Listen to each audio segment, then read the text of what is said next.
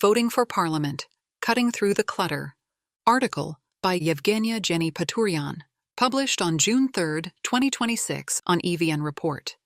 If you're frustrated or unsure how to vote in the upcoming parliamentary elections, you're probably in the majority. This article is meant to help you move away from anger and confusion. Your choice matters. Let's look at how to make calm, reasoned choices at the ballot box.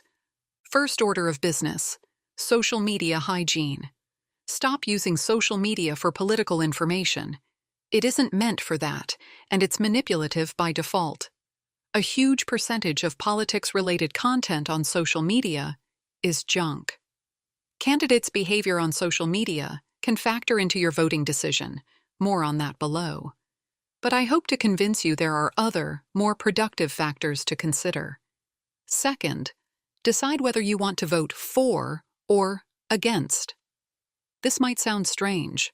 Technically, we're all going to vote for one of the 18 candidates. But there's an important psychological nuance here. Some of us feel the best use of our vote is to punish a candidate we dislike. This is what I mean by voting against. We'll discuss it at the end of the article, because I first want to encourage you to think positively about voting for. But if that doesn't work, by all means, use your vote to show your disagreement. Third, decide whether the small players are worth your attention. For some, the elections are a contest between 2 or 3 primary rivals. If you want to make sure your vote is part of the big game of forming the next executive, your choices are limited. They are also fairly simple, because the differences between the big players in the upcoming elections are stark. If you focus on the big players, you're likely back to the previous question: for or against. That's all right. Voting is a messy decision that may take a few iterations. Just think it through, weigh the arguments, and honestly acknowledge your emotions. If you really dislike one of the big players, your only choice may be the other big player, who has a chance of defeating the candidate you dislike. Isn't that a sad choice, though? This brings us to my main motivation for writing this article. As a political scientist, I want to argue that A, parliamentary opposition is vital, and B, small players matter. To me, it's unfortunate that many in Armenia interpret parliamentary elections as a winner-take-all affair. Of course, elections are about forming the next executive, but they are equally about forming the legislature. The party that comes in second does not lose. It assumes the crucial role of leading the parliamentary opposition.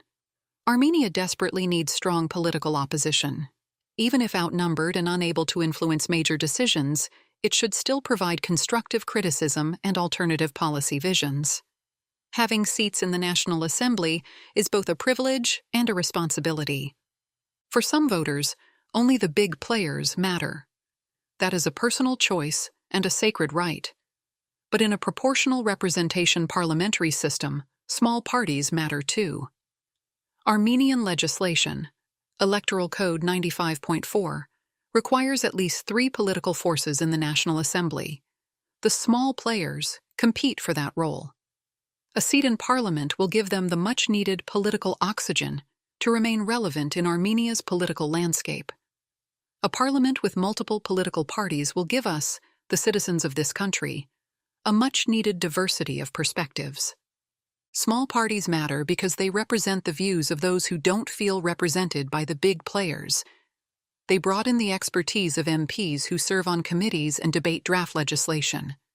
Depending on the final distribution of seats, they may become crucial coalition partners or temporary allies in passing legal acts that require a supermajority. If there is a candidate you think would make a good MP, don't let the thought of them not winning enough votes to form a government discourage you. Yes, there is a risk they won't cross the 4% threshold, but your vote will still matter to them. They might cross the 2% threshold and receive state funding for the next 5 years. At the very least, they may feel encouraged simply knowing somewhere out there trusted them with their vote, and that might encourage them to keep going. Once you have decided if you want to focus on big players or are willing to consider small players as well, you might still be wondering how to choose. Look at their record. Many candidates have been in politics for a while, and some have experience governing the country. You have experienced the results of their actions firsthand. People who have lived in this country longer than you might be a good source of information as well. Politics is not rocket science. It's about our lived experiences. That's the beauty of the idea that people choose their government, with all the risks, disappointments, and potential future troubles that come with it. Look at their current performance, including how they campaign. This is where social media might play a role, though I would still caution you against conflating social media presence with reality. Still, if you, like me, are disturbed by some of the online behavior and lexicon, show that with your vote. Look at their promises. This is classic political science, ideology, or issue-based voting that has always been very hard to apply in Armenia. But that seems to be changing. Election candidates differ in their foreign policy positions. I would also argue that they differ in their attitudes toward democracy and the rule of law, although that is harder to pinpoint. If none of this is helpful and you still feel that you are against rather than for any of the candidates, please act on that. We already discussed voting against a big player you dislike by supporting another big player. The two other options are voting for a candidate who explicitly campaigns on that sentiment. I have to admit that I appreciate the humor.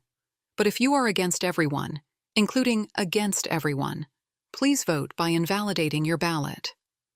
Article 67.3 of the Electoral Code states that you should put the ballot into the envelope without folding it. Logically, folding the ballot should invalidate it. But if you want to be sure, you can get even more creative.